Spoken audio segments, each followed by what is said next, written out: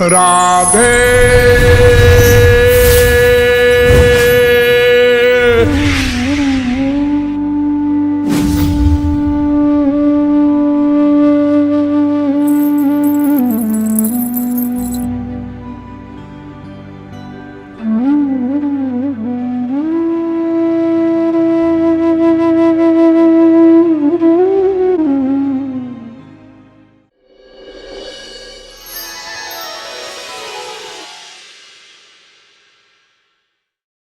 वन्दे नवघनश्यामम्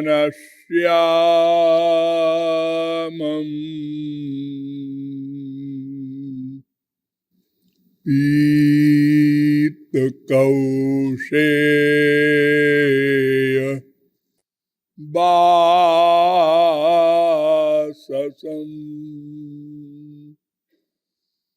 सानन्दं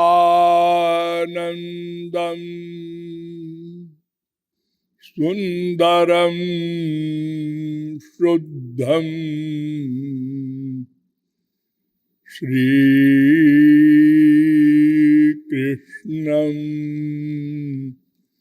प्रकृते परम्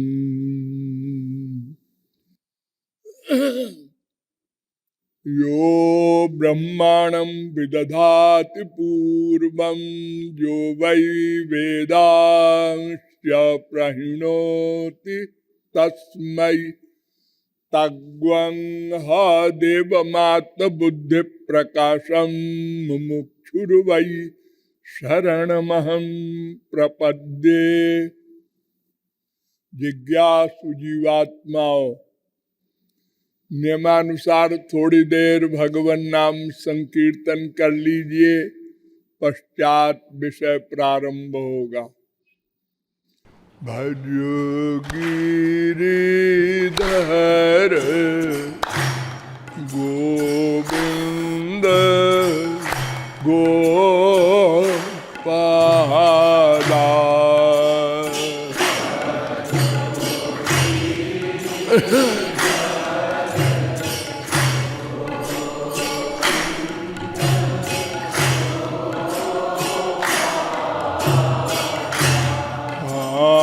भजो गिरिधर गोविंद गोपाला।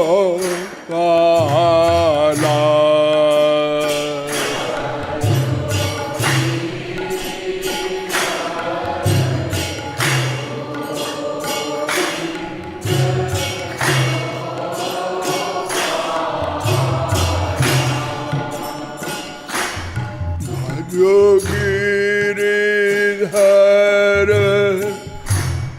गोविंद गोपाला।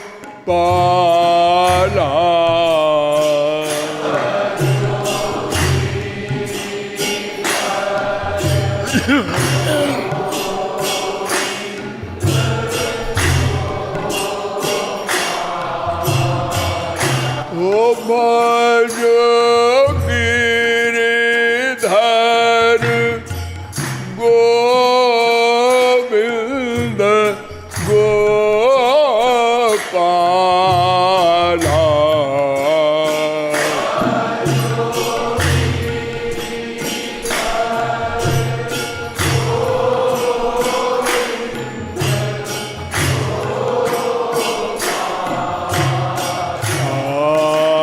भजो गिरिधर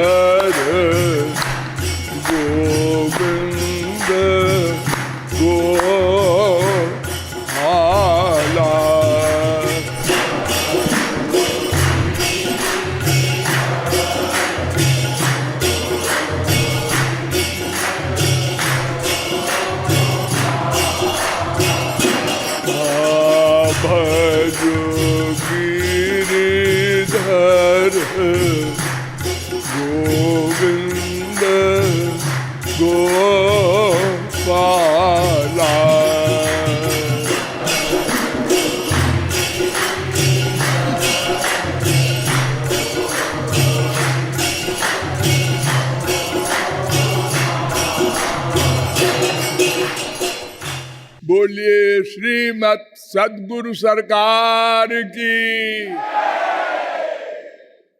अब आप लोग सावधान हो जाए। मैं कौन, मेरा कौन, इन दोनों प्रश्नों के समाधान के विषय में अब तक आप लोगों को बताया गया कि वैसे तो स्थूल रूप से जो मेरा न हो वो मैं है, किंतु मेरा कौन नहीं है और मेरा कौन है, यह प्रश्न जब तक हल न होगा तब तक मैं कौन हूं यह प्रश्न भी हल नहीं होगा। तदर्थ अनेक प्रमाणों के द्वारा आपको बताया गया, हम श्री कृष्ण के अंश हैं। श्री कृष्ण आनंद सिंधु है, अतएव हम उन्हीं वाला अर्थात अनंत अपरिमेय अपौरुषेय दिव्य आनंद चाहते हैं। और चूंकि हम अनादि हैं, भगवान हमसे सीनियर नहीं है, इसलिए हम सदा से उसी आनंद प्राप्ति के हेतु ही प्रतिक्षण प्रयत्नशील हैं। कोई जीव एक क्षण को अकर्मा नहीं रह सकता। अतएव उस आनंद को प्राप्त करने के विषय में विचार किया गया और पता लगा कि चूंकि वह आनंद रूपी ब्रह्म परमात्मा भगवान सुप्रीम पावर दिव्य है, अतएव हमारी इंद्रियां वहां नहीं जा सकती, उसे नहीं जान सकती, इसलिए उसे प्राप्त भी नहीं कर सकती। यही कारण है कि अनंत जन्मों के अनवरत प्रयत्न के पश्चात भी हम उसे नहीं जान सके, नहीं प्राप्त कर सके। पश्चात आपको बताया गया कि हम श्री कृष्ण की शक्ति है, इसलिए अंश कहे जाते हैं। अंश का अर्थ टुकड़ा नहीं है, भगवान के टुकड़े नहीं हुआ करते। हम अनादिकाल से मायाधीन हैं और भगवान की शक्ति है, जीव शक्ति विशिष्ट भगवान के हम अंश हैं और तटस्थ शक्ति के रूप में है और भगवान से हमारा भेदा भेद संबंध है और हम उनके नित्य दास हैं। किंतु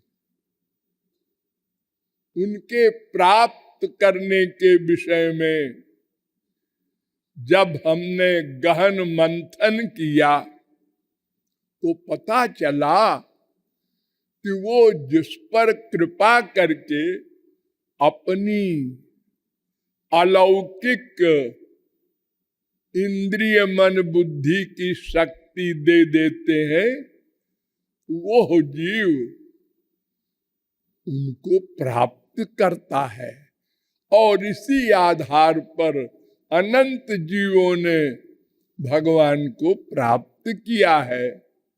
हम भी कर सकते हैं। पश्चात आपको बताया गया कि उनकी कृपा भी कुछ अपेक्षा रखती है, किसी शर्त पर निर्भर है। अर्थात हमको पात्र बनाना है। जब तक पात्र नहीं होगा तब तक वह वस्तु जो हम चाहते हैं कहाँ रखी जाएगी?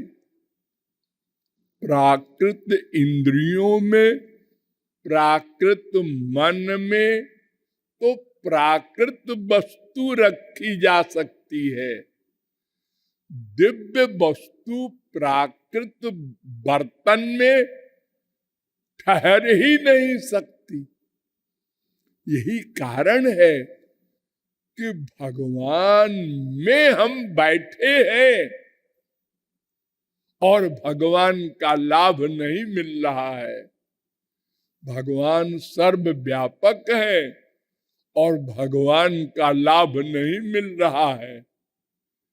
जबकि किसी भी जल में शर्करा छोड़ देने से उस जल के कण कण में मिठास आ जाती है। नमक छोड़ देने से उसके कण कण में नमक व्याप्त हो जाता है। ऐसे ही भगवान सर्वव्यापक है, किंतु उसका लाभ नहीं मिल रहा है, क्योंकि हमारी रसना उस व्याप्त नमक का अनुभव तो कर लेती है और चीनी का भी अनुभव कर लेती है, क्योंकि माइक है और वो नमक और वो चीनी भी माइक है। किंतु भगवान दिव्य है, उसका शरीर भी भगवान है।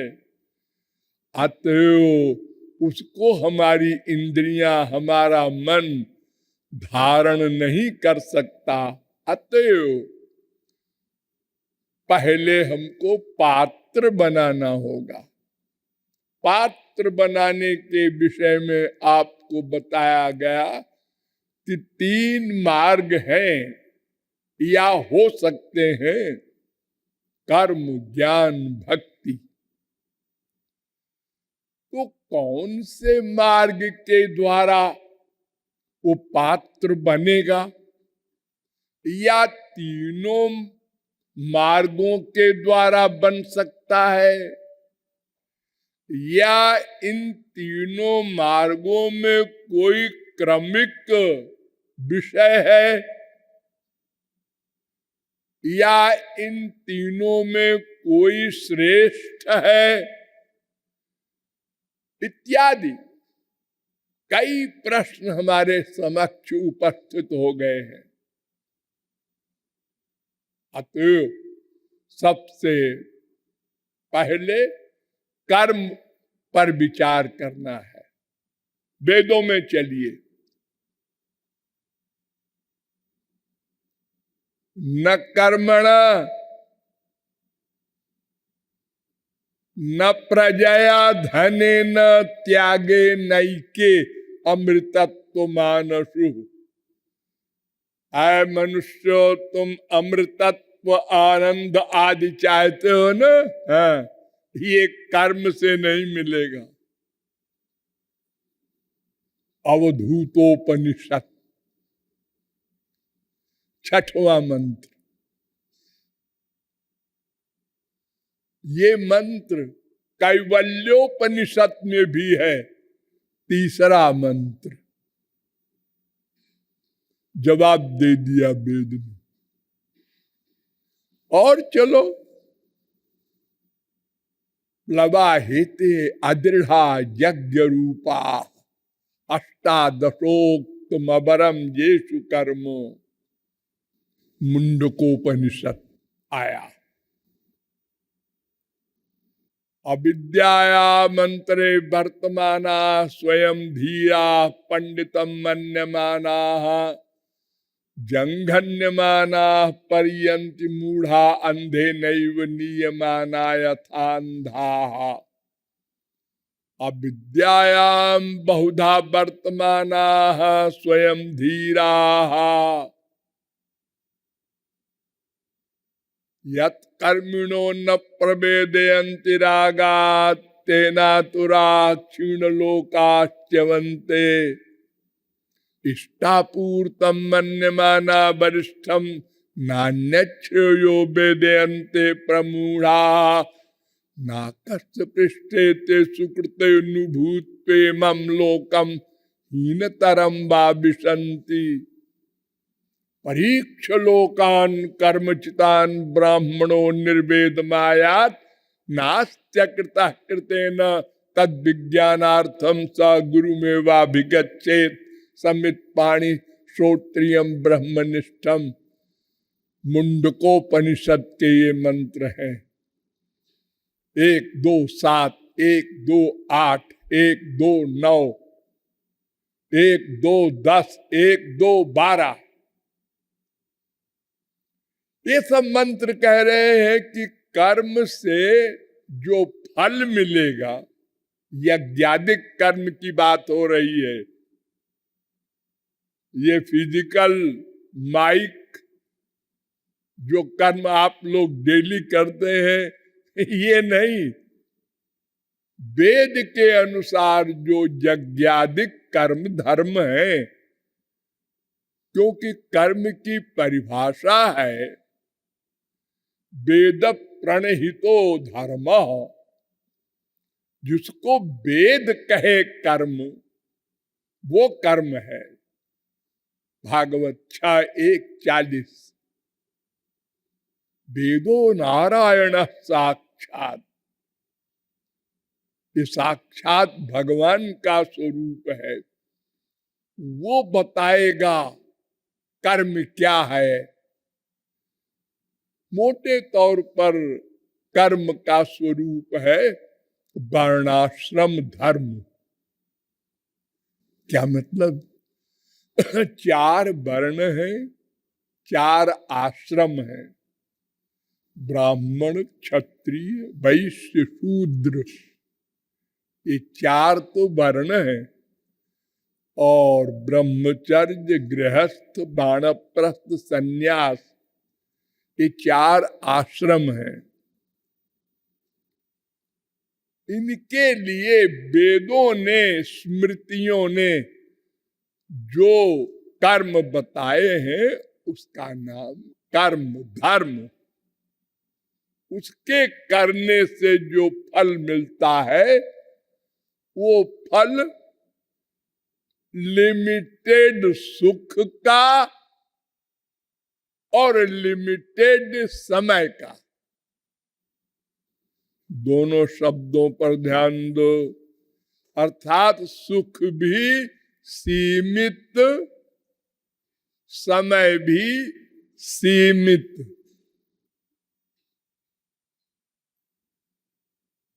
तो हम चाहते हैं अनंत सुख, और अनंत काल के लिए जो वै भूमा तत्सुखम। छांदोग्योपनिषद 7:23-1। जो अनंत मात्रा का हो, अनंत काल के लिए हो, वो सुख है, वो आनंद है, वो हम चाहते हैं।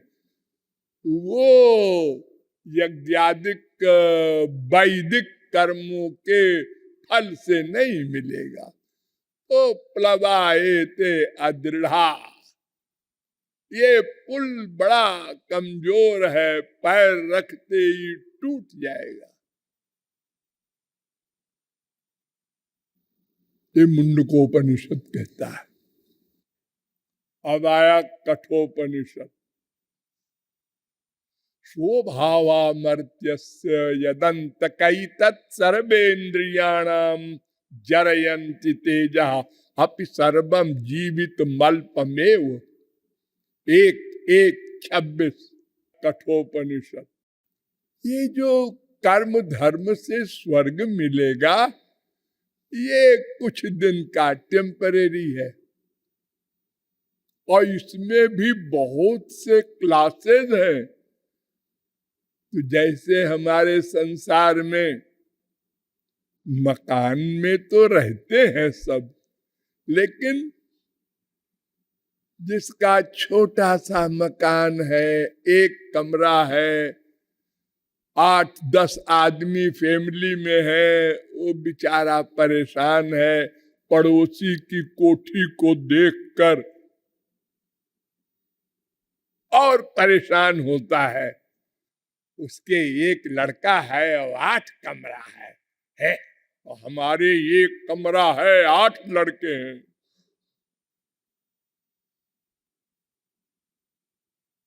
उसकी देखो तो एक एक व्यक्ति के लिए 3-3 कारें हैं, और हमारे पास एक साइकिल भी नहीं है।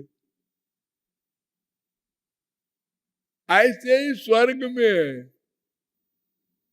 वहां भी मृत्यु है, वहां भी काम है, क्रोध है, लोभ है, मोह है, सब बीमारी है, जैसे हमारे यहाँ संसार में मृत्युलोक में है। स्टैंडर्ड ऊंचा है, ये तो हमारे यहाँ भी है। एक साइकिल से चलता है, एक बड़ी बड़ी कीमती कारों में चलता है,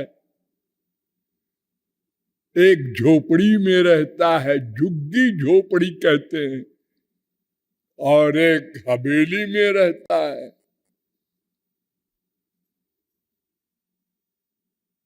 एक चीथड़े लपेटे रहता है गरीब, और एक लाख लाख का सूट पहनता है। ऐसे स्वर्ग में भी है। अब चलो छांदोग्योपनिषद आया, उसने क्या कहा? पुण्य जितो लोक क्षीयते। ये पुण्य से माने धर्म कर्म से जो स्वर्ग मिलता है वो क्षीयते, एक दिन नष्ट हो जाता है, छिन जाता है।